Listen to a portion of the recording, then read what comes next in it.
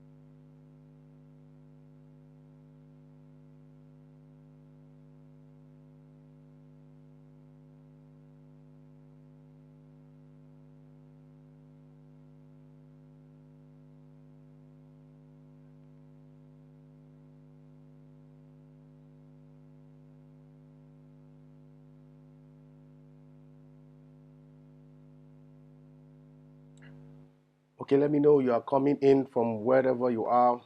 Welcome, welcome, welcome. Welcome to everyone. We're about to start, and I'm going to kick off quickly on some of the issues we're going to have. Yes, welcome to everyone. I'm Niyi Dunmade. I'm Niyi Dunmade, the CEO of Magnicraft Consulting Limited. I'm a certified church consultant with the Society for Church Consulting. So most of the things I'm talking about is churches. So stay with me because today I'll be talking more on preparing for church reopening. Preparing for church reopening. The federal government of Nigeria has set up some guidelines on what churches to do to really come back to in-person service or traditional service. I'm still a fan of the fact that the digital world will still take good upper role in what is going on. So, but today I'm talking of preparing for church reopening. And the question I'll be asking is, are we really prepared? Are we really prepared? Are you all using what you really need? Because right now, resources are scarce. We must ensure that what we actually need is what we are using. Okay, what are the access points? How are we going to deal with the issue of social distancing, nose masks in services, sanitizers, and all these other health guidelines that the government are putting before us? How are we going to gather together and still remain safe?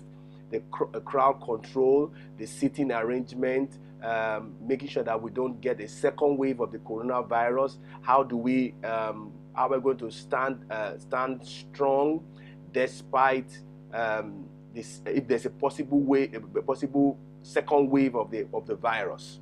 Okay, what are we going to do? You see, a good leader who is very proactive will look at all the options and be able to tell himself that this is what we're going to do when we get to this kind of situation. This is what we're not going to do when we get to this kind of situation. So that makes you very strategic, and people believe in what you do better. Okay, so the guidelines are there on my Facebook page, Magnicraft Consulting. Washing of hands, sanitizers, things like that are one of the things. So let's take the reopening as a rebound, a re-entry, and a relaunch. Everyone who have not been in church always want to have a good impression of what church looks like after 10, 12 weeks of staying at home and not being able to worship together in the building. So let's see reopening as something that will be prepared for in the top notch with good excellence. All right. Now the reopening is coming with some needs. It's coming with some challenges. So people need to know that a lot of things are going to change. And I think our members are also open, are ready for a change that will occur, because people now are getting to understand that we just have to adapt, we just have to evolve, we just have to make sure that we move to what is safe for every one of us. None of us was prepared for this pandemic, or none of us was really prepared in the sense that, oh, tomorrow coronavirus is going to start, so we're going to do this. A lot of us were taken up by surprise, and then the virus actually came. But I'm so happy that pastors, we need to really celebrate pastors. None of them were trained in the seminary or Bible school on how to react when there's a pandemic. The last I know from research on the pandemic that happened in the world is 1918, and of course a lot of our pastors were not they were not alive at that time. So let's just look at some of the things. But what I'm going to say is not going to be exhaustive, but it's something that you can use to set you and your team to think about and see how you can get out. I know there are some checklists we need to look at, that the previous broadcasts that I did on Church Relaunch Checklist. So you should have a list on your website. What are you going to do to freshen up your website, your social media, your facility, your operations, your budget, safety issues? As you are in your church, you have a medical sport or isolation center, or mini isolation center, a muster point. What are you going to do if guests show up in your church at this pandemic era? You know, the impression you're going to make to those guests can be lasting and very, very impactful. So first of all, we need to make sure that in the top advisory team of your church, make sure that you have a medical person in there, because coronavirus is not something that is scriptures. Coronavirus is a medical issue. It's a medical issue, and you need someone on the top boy to give his own professional advice. Because when the government is saying wear nose masks, use sanitizers, you don't see that in the pages of the scriptures. What is the benefit of it? And I must say with a warning here, if you have a church of 100 and 2 people are infected with the virus, a church of 100 with 2 people that are having the virus, and with no guidelines of social distancing, no sanitizer, I am telling you that is a community spread immediately. Because what happens is that out of the 100, you can have 26, 30 people that can be infected with the virus, and then when they go to their houses, that is community disaster. So we need to be very careful. Let's abide by the rules. Let's abide by the guidance to all these things so that we can be safe. Sitting arrangement can be safe. We can also make sure that this spread is not creating unnecessary panic and unnecessary pressure on our health system, on our already weak health systems and structures. So first of all, get a medical team on your advisory board. What are you going to do if somebody is infected with the virus in your church? You need to just look at all these pros and cons and see what you're going to do to ensure that your church is safe. Because when people have the perception that your church is safe, the more people will come back to church. The second thing I want to say is adopt a super service program. Now we are going to come after 12 weeks of lockdown. You need to have a plan to a kind of service order that is so that it doesn't take so much time, too much of activities that will make people to interact and downplay on the rules and regulations that the government have set. So come up with a plan. What are you going to do from the start of the service? I want to advise that service should not be more than 90 minutes, because for now, so that people don't stay too long, and then because the longer you stay, the more you are the risk for people to interact, and the more risk that there can be in any infection. There's a way to calculate the maximum number of people that can be in your auditorium. I can send a link on where you can just put your number of seats, and that will tell you that, okay, for this auditorium, this is the maximum you can take with this distance of 2 meters or 6 feet. Then we also need to mark the seats that are going to be used to allow for and to comply with social distancing. Okay? Then 3, you need to review thoroughly your standard operating procedures. I know because of the lockdown, some of our operating procedures have been altered and disrupted, but we need to look at that standard operating procedures right now and update it. Make sure that it's also updated with a lot of checklists.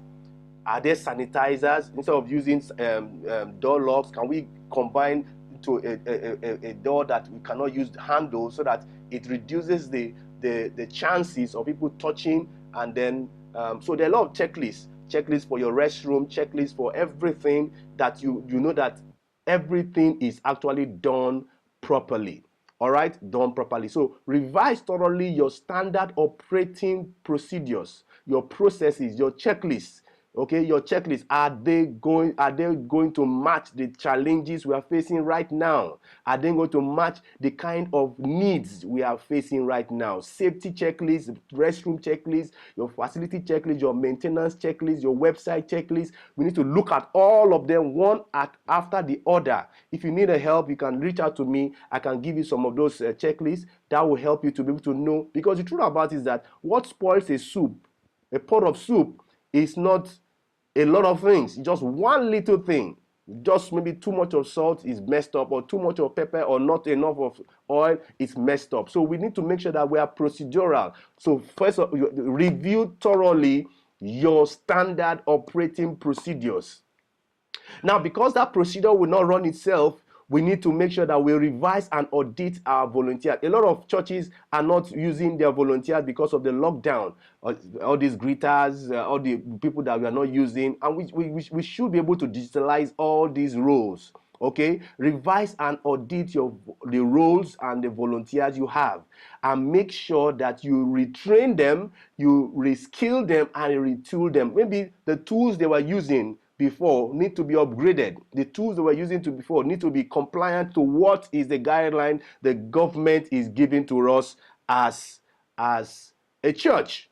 So revise and audit your volunteers and the roles in your church. All right, and then retrain your volunteers, reskill them, retool them, give them what they need to be able to give a right impression as they are coming back to church right now. All right.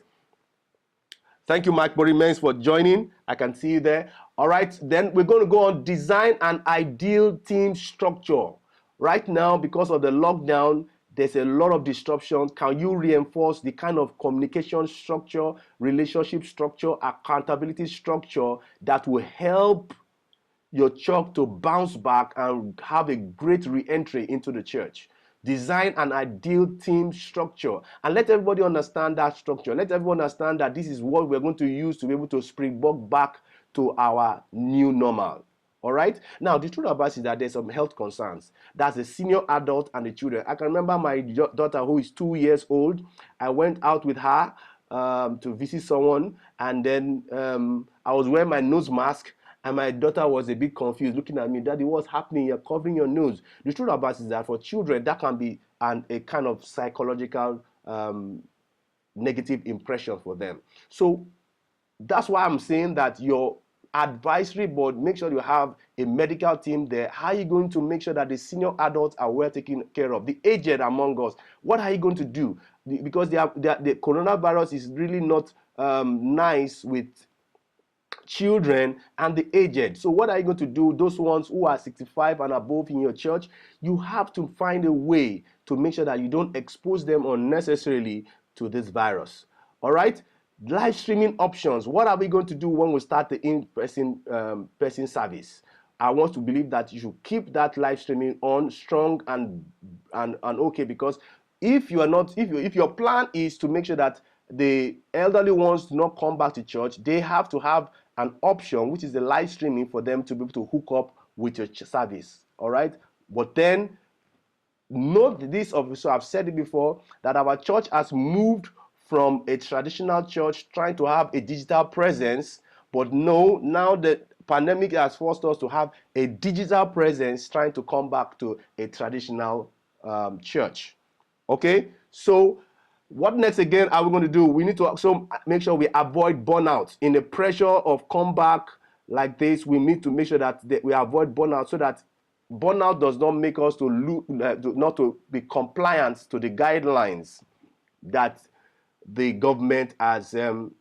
So find out those who are really not in a fresh top alert shape, and then make sure that you don't get them. Now, there's a manpower you need to be able to run your services. Make sure that you have that manpower. One person cannot run a service. At least I've administrated the church for 5 years plus, and I can say that to run a service successfully, you must go through a lot of checklists. You must go through a lot of the minds of people who are going to run some of those activities. Now, if you don't have that manpower, it's not nice for you to put 20 things on one person when you can take one thing and put it on 20 people. Okay, it avoids the issue of being under pressure, undue pressure, and burnout. Okay, undue pressure and burnout. The other area I also want to talk about is your offerings. Because there's social distancing, how are you going to take offerings? Okay, I can remember many years ago where we did have POS in my church, and I had to make sure that we have POS, we have a USSD, we have dollar accounts, pounds account. But the truth about it is that the world has gone digital, and we must encourage our members to use the USSD test code, transfer, URL link on the website to be able to make payment for whatever offerings that your church believes in, maybe through checks and POS. Get a number of ATM machines, depending on the size of your church. If your site is large, you should be able to have like 10, 15 POS machines spread abroad that people can use their ATM or through a transfer or use your mobile app to make sure that people are actually not using cash. For someone like me, for the past 2 months, I don't use cash, because cash is one of the ways at which you can actually spread the virus very fast. Okay, so that you avoid counting money, you avoid using cash. Make sure that you use more of digital transfers. There are many mediums you can use. Reach out to your bank account officers. They're able to give you some text code or some very easy URL link that can embed in your mobile app or your website that can help you. Another option is make sure you have POS machines that can help people to just use their ATM machines and make that deposit into your account, because money is very, very important. Money is very, very important. So look at and explain the process at which you're going to take offerings, so that everybody knows that we are moving away from envelope or dancing out cash and things like that to digital transfers. Digital transfers. Okay. Then we also look at the service duration, because we are coming back with all these pandemic fears, even with the fear of a second wave. We need to make sure that our service is not too long. Between 1 hour, 90 minutes, that's my advice for everyone who wants to get back and re-enter into in-person service, pending when we see that there is a vaccine and everybody is safe, everybody is okay, and then we can also. The other thing I want to also say is this: feel a pulse of your church. Feel the pulse of your church. I want to celebrate a lot of pastors who are using surveys to get the pulse of their churches. Some of those surveys can help you know those who want to come back to church. Okay, if you know that the people that want to come back to your church is about 80% of your congregation, then you know that you're in good start. But if you know that it's just 15% or 20% that want to come back to church, you have a lot of work to make them feel safe. Because some people want to just know that church is safe for them to come to church, and sometimes some of those things is as a result of information, and information can only be disseminated through you reinforcing your small groups, your Sunday schools, on your digital platforms. Okay, your small groups, that this is our plan, this is our process, this is our strategy, this is the challenge, and this is how we are going to overcome that challenge.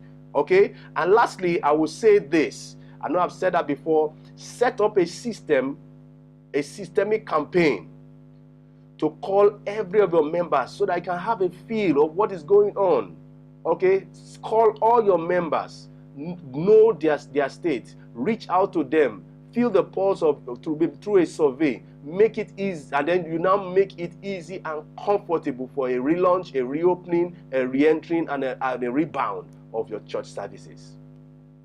I hope I've said so much for you to really glean from, because starting all over again is not something that someone has really experienced. But I know I've said quite a lot that will make us to plan very well for a relaunch. Now, if you need any help on some of these checklists, some of these advice, you can reach out to me. I'll be able to discuss with you, tell you know what to do and how you're going to overcome some of these barriers and challenges that is facing us, so that we can get ourselves together for a good. Now, the truth about it is that if you get this right, more people are going to come back to your church. If you get it right in the lockdown, with you having converts, you having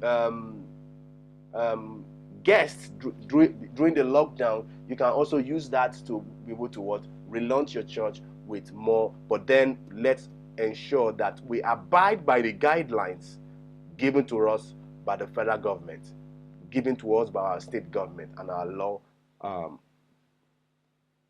enforcement officers. So I'm the host of Monday Morning Matters. Feel free to on Monday to hook up again. I'm going to come with you with the continuation of 12 probing questions for your church, so that we can see how our church can be healthier. Monday Morning Matters is a platform for us to discuss ways at which your church can be better, stronger, and healthier. And of course, this is all based on this framework. We can come to your church to do some of this framework, because if a church is healthy, then the church can be wealthy. If a church is healthy, then the church can be at its peak to reach its best for God. All right? So please go on my Facebook page and share this video to a pastor, share this video to a church leader, a church worker, okay, so that they understand that we need everybody on board to be able to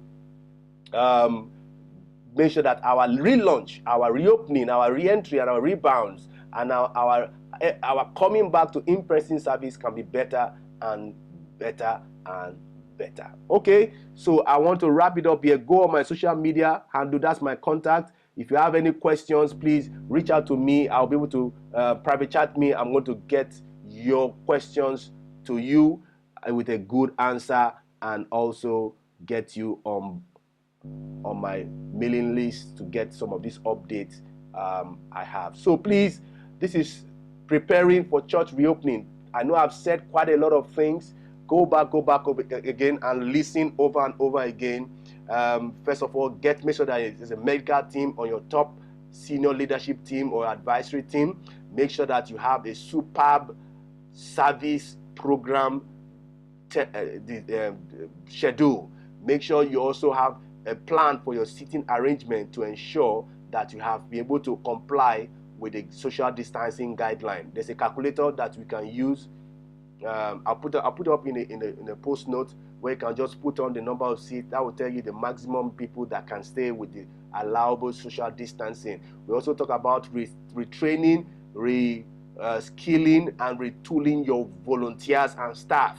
Make sure that you audit them. Some of them might not be able to stand the new normal that we are about to face right now. Some of them does not have the skill set, they don't have the tools, they don't have the mindset, they don't have the training, and you need to make sure that you get them off board and train them and then relaunch them back into the system. Do you have the manpower needed to be able to relaunch your church again? You need to look at audit your volunteers, revise your roles, and come up with a team structure for reopening. Look at the health concerns of the aged, the senior adult, and the children. What are you going to do? All right, make sure you have isolation centers in your church or muster point whereby people can make sure that you also use temperature testing equipment, okay, to make sure that people who are with high temperatures do not come in. Then you also need to make sure that that person is not stigmatized. You help them to understand that we are just trying to obey the rules. You love them. We want the best for them. We also want the best for the church. Avoid burnout. Make sure your live streaming is still strong despite you are starting the in-person service. Think about how you're going to do offerings. Make sure that more of your cash currencies are going digitally into your accounts through different platforms and not cash. Make sure you discourage cash collections so that people don't count and things like that. Make sure that you have sanitizers all around your church and things like that. Reinforce small groups and Sunday schools digitally so that more people can be comfortable to come to church. Last, and also your service duration should be with less than 90 minutes so that people don't stay too long. The longer they stay, the more people want to interact, and the more chances that people want to break the rules. Also, set up a systematic campaign to call every of your church members. Reach out to all of them by phone call. Reach out to all of them to feel their pulse about reopening church. You see, you as a church leader might think you are ready for a reopening, but your church might not be ready for a reopening. And you finding out that might also help you to know that you need to overcome this barrier to make it easy and comfortable for your church members to reopen and come back to church. Okay, and that's just it. Thank you for listening to me. Thank you for those who have followed me up to the end. I really must celebrate your courage. This is a bit lengthy. This is a follow-up of the Church Relaunch Checklist, and I talk now on preparing for church reopening. So thank you for listening to me. I'm Niyi Dunmade, your certified church consultant. I'm a certified church consultant with the Society for Church Consulting in the US, and also the CEO of Magnicraft Consulting, and we help a lot of churches. Please feel free to private chat me, and I will be glad to help you get anything that you really want in your church. Thank you so much. God bless you. Thank you for allowing me to come to your space again. Thank you. It's been nice talking to you for the past 30 minutes. Thank you. You can also go through this video and get all the juice that you need to get from this video. Thank you so much. God bless you.